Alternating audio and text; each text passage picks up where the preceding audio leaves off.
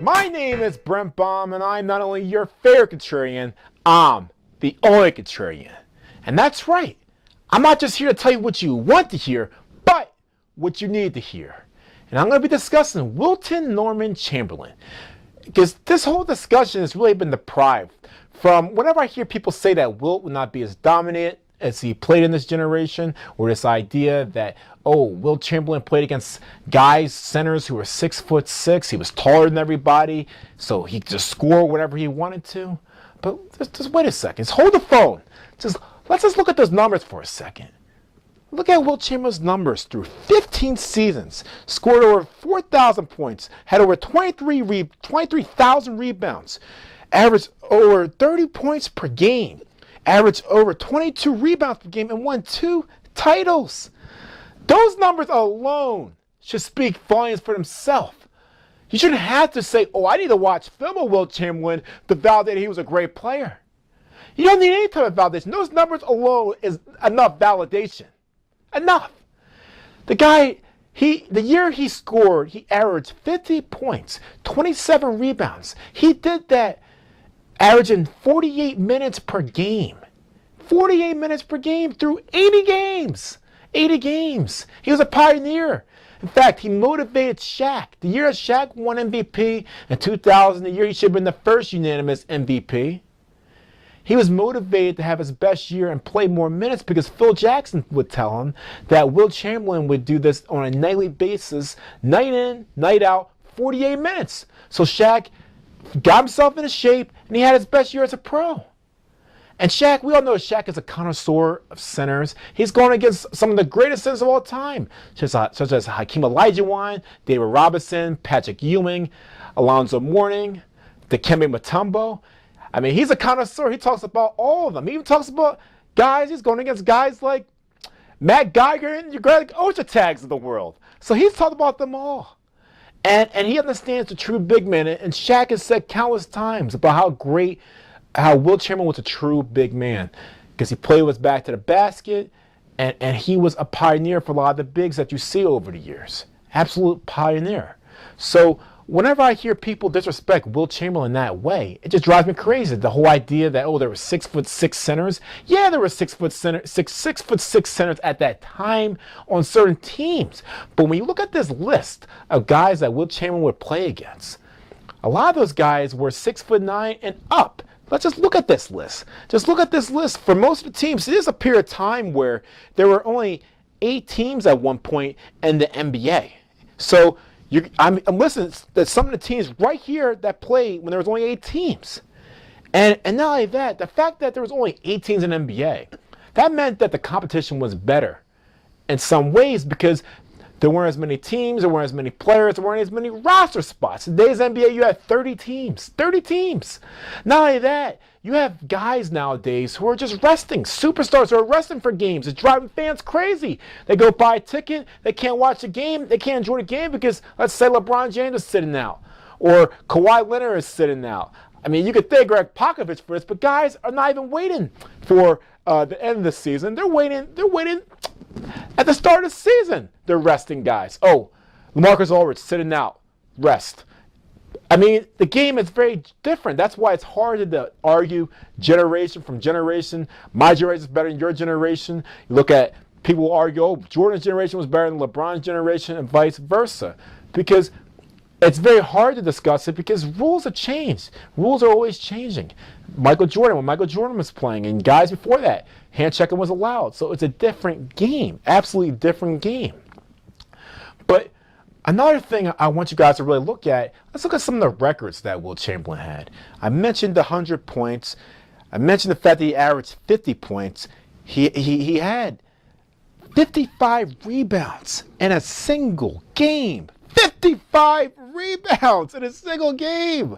I don't care if the NBA was a different game and that you had the scoring was higher, which led to more rebounds. Still, he was doing this in one game, 55 rebounds. And a lot of times we underrate the rivalry that Wilt Chamberlain had with Bill Russell. That was a 10-year rivalry.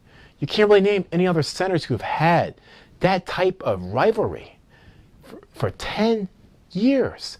And Bill Russell will go down in history as arguably one of the best defensive centers of all time. This guy won a championship in college. Then he went and won championships with Boston. Then he won a championship as a head coach. He's the winningest arguable athlete of all time.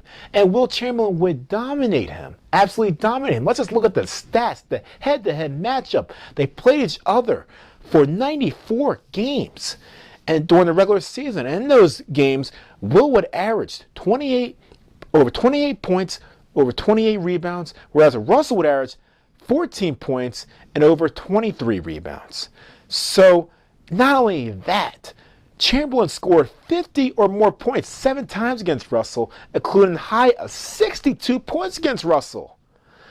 So the fact that Wilt Chamberlain was able to do this against the guy who always hands out the MVP trophy in the finals, the fact that he's able to do that, that should just tell you that this guy, Wilt Chamberlain, was a bad guy. He was a bad boy. A bad boy. And I think that we don't educate ourselves, enough people don't educate ourselves on the history of the game. So we come up with these silly arguments. Because you're asking me, Wilt Chamberlain's in my top 5 all the time.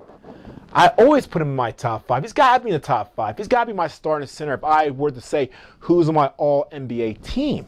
He's got to be there. He really has. He really has to be. So I just want you guys to take that in and tell me what you guys think. Do you think Wilt Chamberlain would be able to score 100 points in a single game if we were to play in this generation?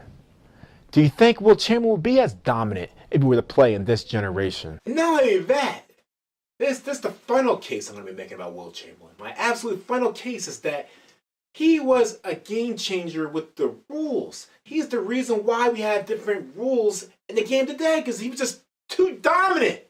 Let's look at some of these rules that Wilt Chamberlain changed. The fact that he's the reason why the lane got widened from 12 feet to 16 feet, because he was too dominant in the post, so they wanted to put him in a position where he started out farther away from the hoop.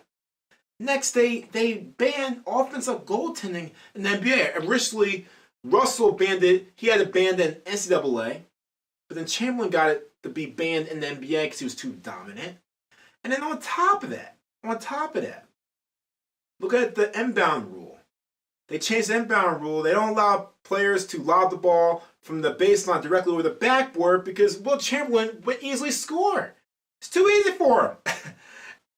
And lastly, he changed the rules they have at the free throw line.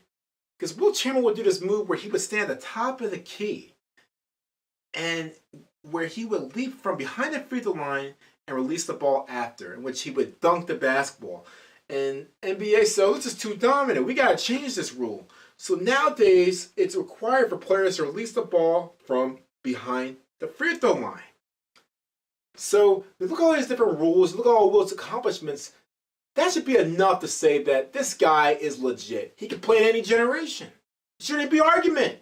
I don't know why we argue this. It shouldn't be argument.